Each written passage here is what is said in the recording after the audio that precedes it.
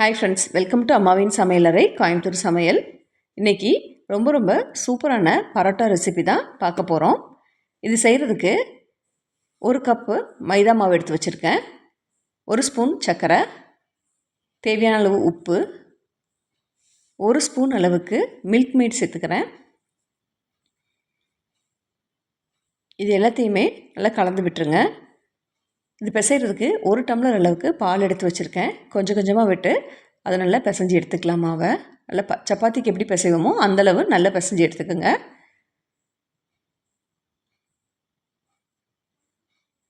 First கொஞ்சம் நேரம் கையில் ஒட்டி பிடிக்கும், அதுக்கப்புறம் கையில் ஒட்டாமல் நல்லா ஒன்று சேர்ந்து வரும்.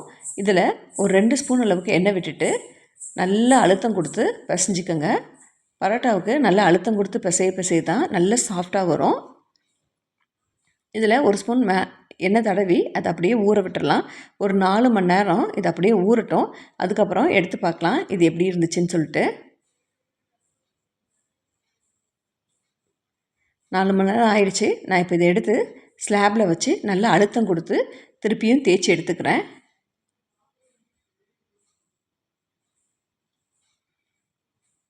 இதே மாதிரி நல்லா அழுத்தம் கொடுத்து தேய்ச்சி எடுத்துக்கோங்க.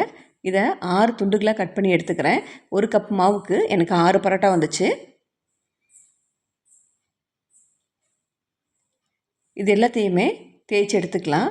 கடைகளெல்லாம் பார்த்தோன்னா அவங்க நல்ல கையால் நல்லா சுற்றி பெருசு பண்ணி எடுப்பாங்க. அந்தளவு நமக்கு சுற்ற தெரியாது. அதனால் கட்டையை வச்சு இது மாதிரி எந்த அளவு நம்மளால் பெருசாக தேய்க்க முடியுமோ அந்தளவு பெருசாக தேய்ச்சிக்கோங்க. எல்லா எட்ஜையுமே நல்லா தேய்ச்சி விட்டுருங்க. எங்கேயுமே மொத்தமாக இருக்கக்கூடாது. ஃபுல்லாக தேய்ச்சிட்டு இதை அப்படியே கையில் எடுத்து சுற்றிக்குங்க. ரவுண்டாக சுற்றி ஓரங்களை அடியில் அப்படியே சுற்றி மடித்து விட்டுருங்க. இதே மாதிரி எல்லா பரோட்டாவையும் தேய்ச்சி எடுத்துக்கலாம். அம்மாவின் சமையலறை கோயம்புத்தூர் சமையலை சப்ஸ்கிரைப் பண்ணாமல் இருந்தீங்கன்னா சப்ஸ்கிரைப் பண்ணுங்கள். மறக்காமல் ஆளுங்கிற பட்டனை ப்ரெஸ் பண்ணுங்கள். அப்போ தான் நான் போடுற நோட்டிஃபிகேஷன் எல்லாமே உங்களுக்கு வரும்.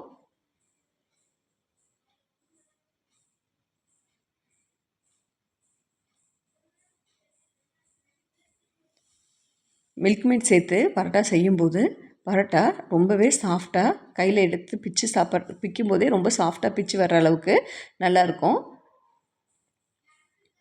இதே மாதிரியே எல்லா பரோட்டாவையும் நம்ம தேய்ச்சி எடுத்துக்கலாம்.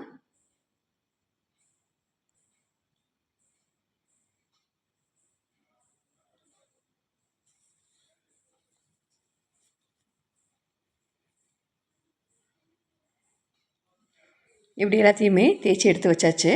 இதில் திரும்பவும் ஒரு ஸ்பூன் அளவுக்கு எண்ணெய் மேலே தடவி விட்டு ஒரு 10லேருந்து 15 நிமிஷம் அப்படியே ஊற விட்டுருங்க. அதுக்கப்புறம் பரோட்டா போட்டுக்கலாம். 15 நிமிஷம் ஊறினதுக்கப்புறம் எப்படி ஊறி வந்திருக்குன்னு பாருங்கள். இதுலேருந்து ஒன்று எடுத்து வச்சு கையில் தட்டிட்டு அப்படியே தோசைக்கல்லை போட்டு எடுத்துடலாம். இதுக்கு மேலே நம்ம கட்டையை வச்சு ஊற்றக்கூடாது. இதே மாதிரியே எல்லா பரோட்டாவையும் கையில் தட்டி எடுத்து வச்சுக்கிறேன். அதுக்கப்புறம் கல்லில் போட்டு எடுத்துக்கலாம்.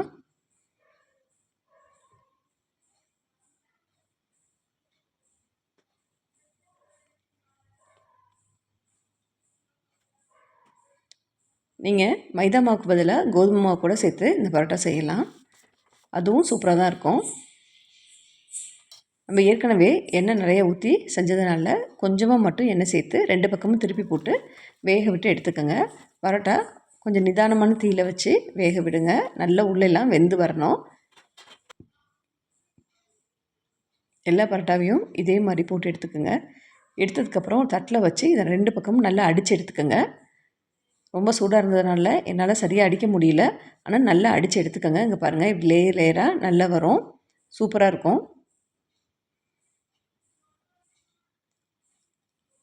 அம்மாவின் சமையலறை கோயம்புத்தூர் சமையலை சப்ஸ்கிரைப் பண்ணுங்கள். மறக்காமல் ஆல்கிற பட்டனை ப்ரெஸ் பண்ணுங்கள். இதே மாதிரி செஞ்சு பார்த்துட்டு எனக்கு கமெண்ட் பண்ணுங்கள். தேங்க்ஸ் ஃபார் வாட்சிங்.